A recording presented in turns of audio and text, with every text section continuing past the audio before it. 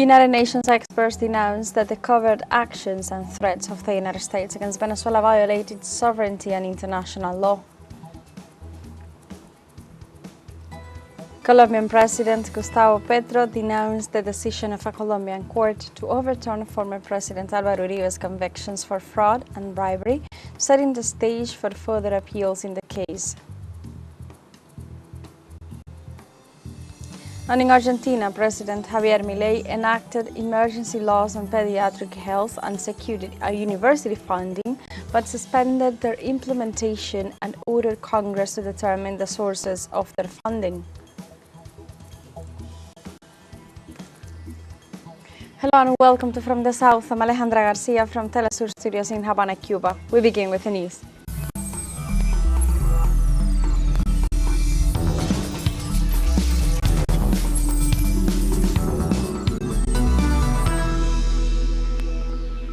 United Nations experts denounced that the covert actions and threats of the United States against Venezuela violated sovereignty and international law. According to the experts' conclusion, the military actions of the United States in the Caribbean region violate the United Nations Charter and constitute a dangerous escalation with serious implications for international peace and security. They emphasized that it threatens territorial integrity, including the attempts to impose regime change in Venezuela. In this regard, they urged Washington to cease its aggressions against the Caribbean and respect its self-determination.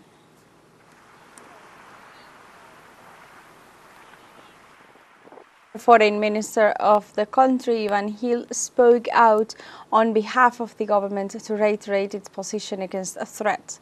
The Venezuelan foreign minister expressed, "Experts confirm what we have been saying. The United States creates enemies to justify a supposed right to defense, resulting in massacres in the Caribbean Sea." Ivan Hill also stated that the Bolivarian government, on behalf of President Nicolás Maduro, reiterated its call for dialogue and respect for the sovereignty and territorial integrity of Venezuela. And national authorities in Grenada reaffirmed the people's commitment to national sovereignty and dignity, making it clear to the U.S. government that the country will never be its backyard. The United States government requested the installation of military assets at Maurice Bishop International Airport, located in St. George's, the capital of Grenada. With this action, Washington intends to continue expanding its interference in the Caribbean, and the Prime Minister of Grenada, Deacon Mitchell, will inform the people about the government's decision on this issue before the end of October. And in addition, the Trump administration once again attempting to pressure Grenada to accept deportees from third countries, a request it has made on several occasions since January 2025. In this scenario, the Grenada Coalition for the Zone of Peace called for a public march on October 23rd, which will depart from the government headquarters.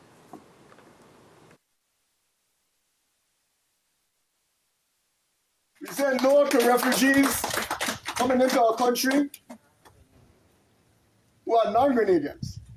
We don't want people that we don't know anything about. We're struggling, as we said, with our own housing problems. And we are not accepting refugees just because the empire says so, skilled or unskilled. If we decide we want refugees, we will say we want refugees, but nobody is imposing refugees on Grenada. We're not accepting them like that. We did receive earlier in the year, I think sometime in January, a request to house third party or third country refugees or nationals, third country nationals. And we did indicate then to the United States that we will be willing to accept Grenadians who they wish to deport out of the United States, but not third country nationals. The request has since been renewed, and we have not responded because we have not officially changed our position. But they have again made the request as far as I know, but we have not given an answer. And the Venezuelan National Assembly proposed on Tuesday to call on all parliaments of the countries of the Caribbean basin to meet in Vegas, who affirmed that the Venezuelan parliament had all the necessary legal instruments to guarantee peace in the nation. During the parliament meeting, the lawmakers approved unanimously a draft agreement on the recent canonization by the Vatican of Dr. José Gregorio Hernández and Mother Carmen Rendiles. Deputy Jesus Brito informed that Pope Leo XIV had sent a message in which he expressed his hope that the canonization of Hernández and Rendiles be assumed by all Venezuelans as an opportunity for their unity as a nation. And what can be said about the traitors who, fortunately in a minimal way, are calling for violence, bloodshed, and destruction for our country, which is why this council needs to defend every Venezuelan and their right to live in peace. The Great Caribbean Parliamentary Meeting is scheduled to take place in the coming days, and the deputies will be informed so that they can play an important role in all activities. And the Bolivarian government provided uniforms and supplies to the tactical units of the Venezuelan armed forces. Venezuelan Defense Minister Vladimir Padrino Lopez delivered equipment aimed at increasing the operational capacity of Venezuelan troops in the national territory, as well as guaranteeing the security, protection, and defense of the people. The Venezuelan minister also reported that comprehensive exercises have been conducted as part of Operation Independence 200 in all entities of the nation, with the aim of coordinating and organizing the people in a civil-military police union for the defense of Venezuela.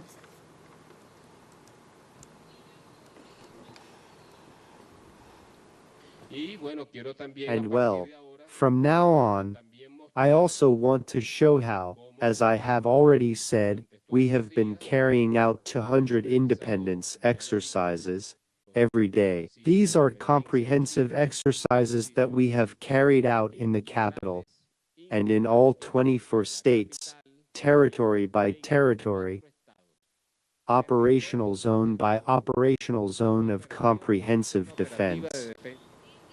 And the Venezuelan defense minister also emphasized that President Nicolás Maduro democratized the defense of the nation with the fusion of the popular military and police forces. We could say that 13 years later, President Nicolás Maduro has placed all matters relating to the comprehensive defense of the nation in the hands of the people. In other words, he has democratized defense. How? Well, by creating important instruments, that Bolivarian militia that our supreme commander envisioned, but which was put into practice by our commander-in-chief President Nicolás Maduro. There we see it, in full construction, these Independence 200 exercises, which we were reviewing for 10 days, ordered by our commander-in-chief, showed us the great creation we have achieved, the great strength we have achieved and reached in the union of the people, the military, and the police to bring the entire nation to optimal readiness. The preparation of the people, above all for defense. Also on Tuesday, Venezuelan President Nicolás Maduro announced that a fourth public consultation will be held on next November 23rd. The main objective of the consultation is to call on the people to prepare and propose the projects they wish to implement in their communities, to which the president referred as an example of direct democracy.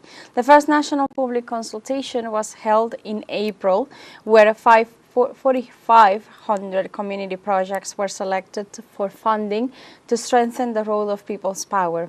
In this regard, President Nicolás Maduro denounced the foreign campaigns against democracy promoted by former President Hugo Chávez Frías, while demanding respect for the people of Venezuela.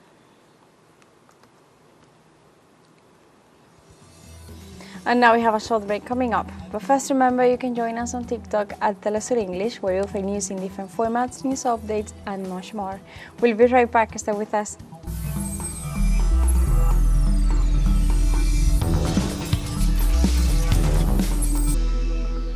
Welcome back to From the South. This Tuesday, President Nicolás Maduro received the credential letters from the new ambassadors designated by the republics of Cuba and Lebanon.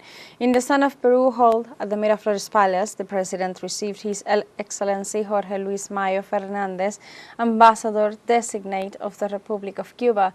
This diplomatic event honors the strong roots of cooperation and solidarity forged by the eternal commanders Hugo Chávez Frías and Fidel Castro Ruz. The president also welcomed Her Excellency Nisrin Boukaram, ambassador designate of the Lebanese Republic, and also the ceremony was attended by Foreign Minister Ivan Hill and the Executive Secretary of Al-Participi, Rander Peña. Both meetings underline Venezuela's priority of strengthening ties of cooperation, respect, and brotherhood with the world within the framework of its foreign policy focused on achieving world peace. And in Venezuela, delegations from social movements and political parties from 52 countries expressed their solidarity as part of the International Day of Support for the Bolivarian Revolution and the communities that are developing in Caracas. The event, organized by the Simón Bolívar Institute and anti-imperialist movement, seeks to highlight popular power and promote the development of communities that serve as a model for participatory and protagonistic management, fulfilling the legacy of Commander Chávez. The International Front of Solidarity with Venezuela brings together countries from Asia, Africa, Europe, and Latin America to discuss the role of women and denounce the aggressions of the United States. It should be noted that the Day of Support for the Bolivarian Revolution will continue until October 22nd.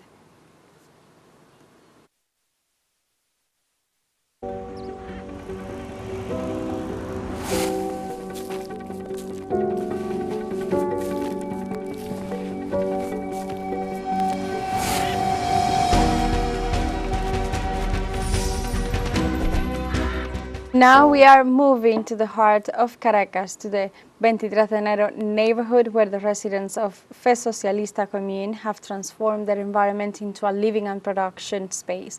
Popular organization, ecology, and solidarity are the response from below to the aggressions and challenges of the blockade and the neoliberal model that the empire wants to impose. Let's see the following report. Self-management seeks to break with the neoliberal model and oil renterism in order to build from the basis a new social organization that is sovereign, ecological, and participatory. The people through their assemblies are moving towards self-sufficiency. The commune always has an assembly-based principle, making all decisions in communal assemblies. Neighbors in the communal territory discuss projects, choose priorities, and plan development in coordination with the city council. Every decision is subject to popular consultations where participation is a priority. At the last consultation held on July 27th, a project specifically dedicated to Youth 1, which involves training courses, science, technology, and telematics. Through the INSE and the communal councils, the community has launched a popular training network for young people and adults: baking, computer science, urban agriculture, and animal husbandry. Jacqueline has been teaching the art of bread making for 6 years. If I'm being honest, they arrive thinking, oh, what is this? Why am I going to cook? And I don't know why, but the first time they make bread, they fall in love with it. From then on, they start asking enthusiastically, teacher, what's for tomorrow? What do I have to do tomorrow? The commune produces a varied diet in a sustainable way. It is distributed directly to families in the surrounding areas, avoiding speculations and intermediaries, and guaranteeing fair prices in bolivars. We serve the Fe Socialista commune. Specifically, our focus is on Zone E, although we also take surplus to other areas of our community. Specifically in Zone E, we serve approximately 1,500 families who are served monthly through the club structure. We coordinate with the club spokesperson so that every product made in the territory effectively reaches the Venezuelan table. In this space, a circular economy model is practiced that reuses resources and reduces waste. Everything is utilized, nothing is lost. The circular economy models allow things that might otherwise be discarded to be reused. This creates an ecological model that is one of the driving forces behind our country, where ecology plays an important role. Animal waste is used for fertilizer. This gives us a surplus and a margin to be able to systematize and still have a wide margin for distribution. The project has not only transformed the local economy, but also the lives of the youngest people. Neighbors who came from industrial jobs are now connected to the countryside and food sovereignty right in the city. I never thought about working in these fields. I was working in the chemical industry and food processing, but I never thought about working in farming here in Caracas. I really didn't, and I think it has been a very beautiful experience.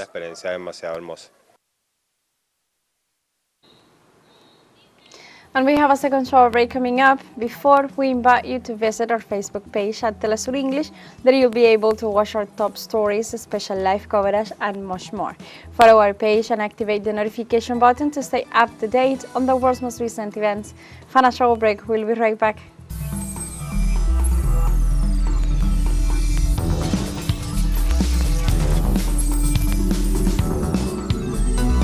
Welcome back to From the South. A Colombian court overturned former President Alvaro Uribe's convictions for fraud and bribery on Tuesday, setting the stage for further appeals in the case.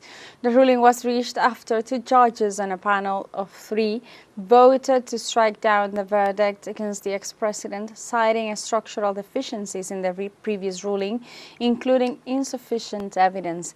Colombian President Gustavo Petro denounced the decision and said it granted impunity to politicians who came to power in alliance with drug traffickers and who unleashed genocide in the country. Uribe had been sentenced in August to 12 years of house arrest, a fine of $578,000, and a ban from serving in public office for 100 months and 20 days. Senator Iván Cepeda, one of the central figures in this Uribe case, has already announced his plans to challenge the court decision.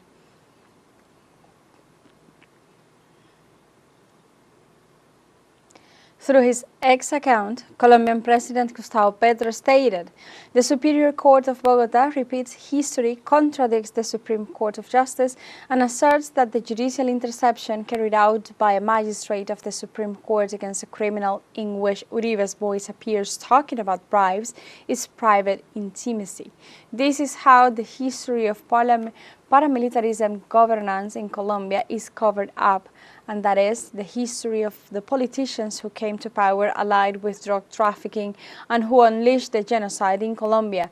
Now Trump, allied with these politicians and with Uribe, will seek sanctions against the president who denounced in his life the alliances between Colombian political power and paramilitary drug trafficking in Colombia, and he does so with the help of those who helped paramilitarism in the country. In the accusations commission, they are already seeking those involved in the embezzlement of FOMAG, the coup d'etat. So the time for definitions has arrived, and the one who defines is not Trump, it is the people. I await you in the Plaza de Bolívar in Bogotá this Friday to begin the collection of signatures from the constituent power.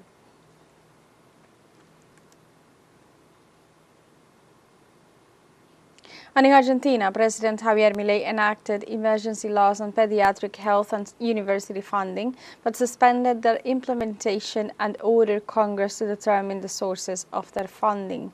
The government followed the same pattern as it did with the disability emergency law. Congressman Esteban Paulón announced the expansion of the complaint for abuse of authority and breach of public office against Javier Milei, Guillermo Francos, Mario Lugones, and Sandra Petovelo. Although Milei now rejects the allocation of funds, just a few days ago, Liberty Advances asked the Electoral Chamber to reprint all the ballots for the October 26th elections.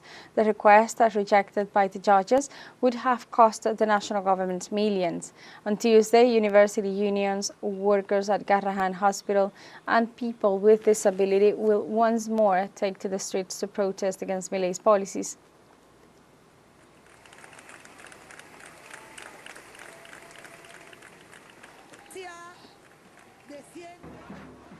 Meanwhile, Argentina opposition deputies will extend their complaint against the Milei administration under the emergency disability law.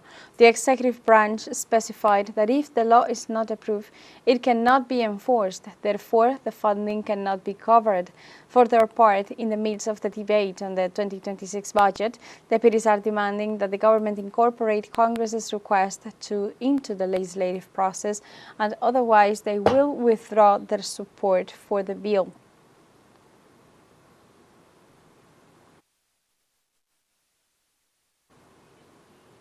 And several social and trade union organizations have called for a protest to be held this Tuesday in Plaza de Mayo in rejection to the policies from Javier Milei's government. The purpose of the rally is to demand that the executive branch immediately enforce the laws regarding funding for the university sector, disabilities and pediatric emergencies at the Garrahan Hospital. In addition, the Argentine Federation of National University Workers announced a 24-hour strike starting this Tuesday, while the teaching sector will extend the National Day of Protest until this Wednesday. Meanwhile, Garrahan Hospital staff say that if the pediatric emergency laws are not enforced, they will also prepare for a national strike.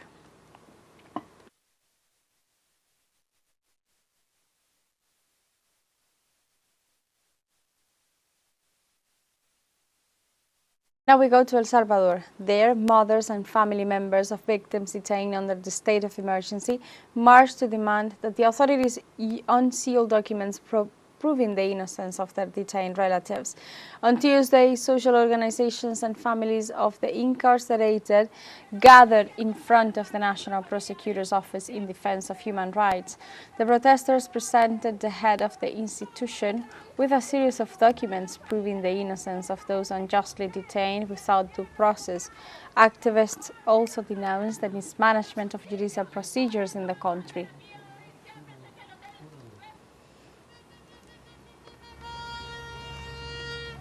And we go to Ecuador now in the context of the national strike. Now it is the 30th day of international organizations have warned that the government of Daniel Noboa is violating the right of indigenous communities to protest. Human rights violations that breach international standards and national laws have been reported during the protest. In this regard, international organizations pointed out that the law enforcement forces infringed the law on the legitimate use of force and the United Nations International Covenant on Civil and Political Rights, which obliged the state to guarantee the right to peaceful social protest and establish limits on repression. In this scenario, international bodies demanded impartial investigations, transparency, and dialogue to prevent further abuses.